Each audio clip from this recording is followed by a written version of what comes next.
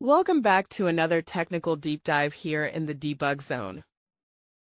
Today we're tackling a big question and breaking it down with insights from other users. Hopefully this clears up some misconceptions and helps you get the answer you need.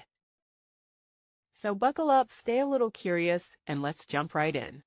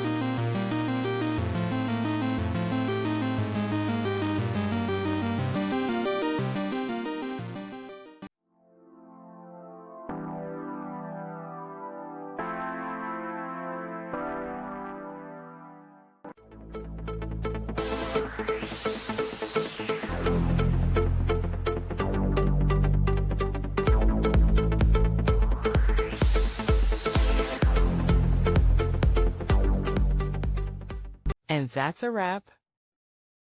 I hope you found the answer you were looking for. If you did, take a second to hit that subscribe button. It really helps out. And let me know in the comments which solution worked best for you. See you next time in the debug zone.